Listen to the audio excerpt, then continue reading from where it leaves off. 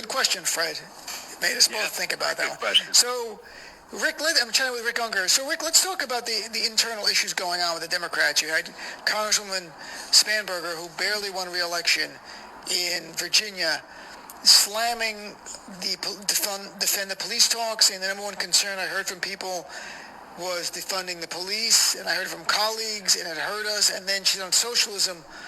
She goes, let's never speak of that again. Let's talk about funding social services and that kind of stuff. But so, and then AOC pushed back, saying you just can't tell black, brown, and youth organizers to what they can say and what they can't say, and then you wonder why they don't show up for elections. But then AOC did add, by the way, I'm happy to cede ground on things that aren't working in some areas.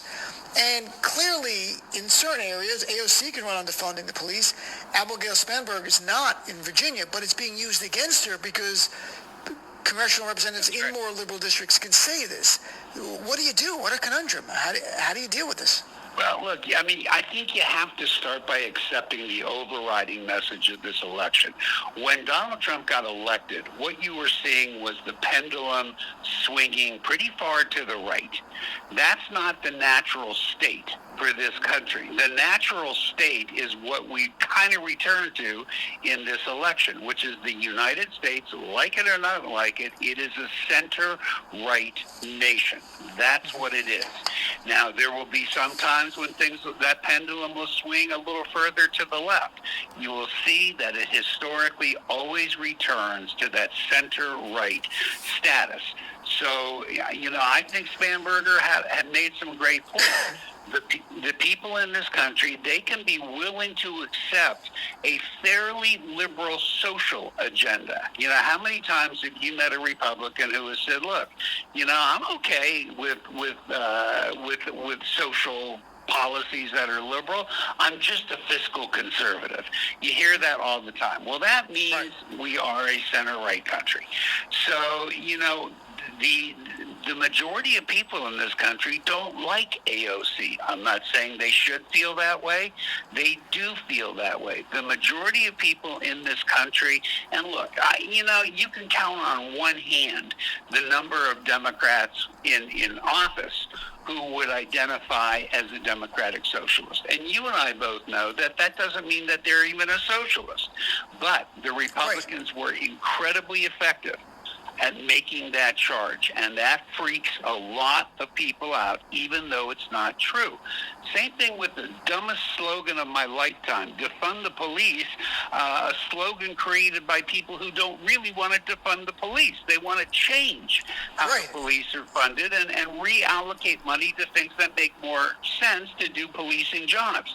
But you come up with a slogan like that, you are going to alienate a lot of people in this country who say, defund the police? What am I going to do if somebody breaks into my house? It was just an incredibly stupid slogan. And I think that you can look at those things, and that's why you paid the price in an election where we should have been able to capture the Senate. We certainly should not have lost seats in the House. But this is why it happened. So, you know, Spanberger's giving you good, and I'm not saying to people who are progressives, stop believing what you believe, stop fighting for what you believe in. I think you've always got to do that. But at the same time, don't be surprised that if you go in certain directions, it's going to cost elections, and it's going to set back what you're trying to accomplish more than it's going to help. It's going to be interesting. I don't know how deep this fight's going to get. AOC also said, you know, we shouldn't be fighting amongst ourselves, which is, and I'm no doubt she's the one who's taking up the fight. Well, if you're going to have a fight, you need two sides, so they are battling. That's true. What's your take on the fact that we lost House seats? I mean, Harley Rhoda, our friend of ours who came on the show as a candidate and as a member of Congress, it looks like it's almost definite now. It looks like he's going to lose his seat in California and another seat in the L.A. County area. Is he going to lose it? Who's he going to lose it to? Who's Michelle Steele? Or is it? Isn't it Darrell Issa? No, Daryl beat my friend Amar Kampanajjar. Oh, okay. That was an open seat. That was Duncan Hunter's seat, and Right. Duncan Hunter's gone. Think about Daryl just ran another. He's not from that district. He just ran there, and he ran against a young friend of mine, Amar Kampanajjar, who's been on the show a bunch of times, and he beat him. That was really a red district.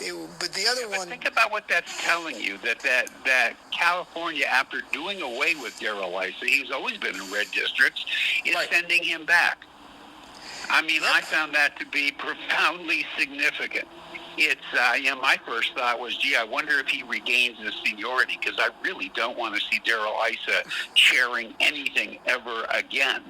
Yes, it's a good point. I mean, really.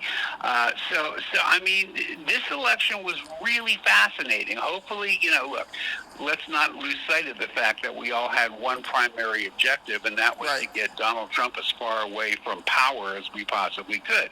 And hopefully we've accomplished that objective. But there are a lot of important messages that Democrats have to hear. And I say this to my progressive friends. I would never be the one to say, back off of the things that you believe in. But I will say this, you have to make a decision. Do you want to get hurt when we get to the midterms in 2 years, or do you want to try and pick back up some of those seats? It's a very pragmatic question that's going to have to be answered, and something that's going to be discussed going forward once Biden gets in. We'll see how things are going. Rick, thank you, my friend, very much as always for coming on here, and it's great to chat with you as we congratulate, have a celebration of sorts, and I think it's going to be a struggle every day with Joe Biden defending him, but at least we have this win now. So thank you. We'll have the party on Inauguration Day. Exactly. All right. Thanks, Rick. Talk to you soon. We'll be right back, folks, with more of the Obeidallah Show right after this.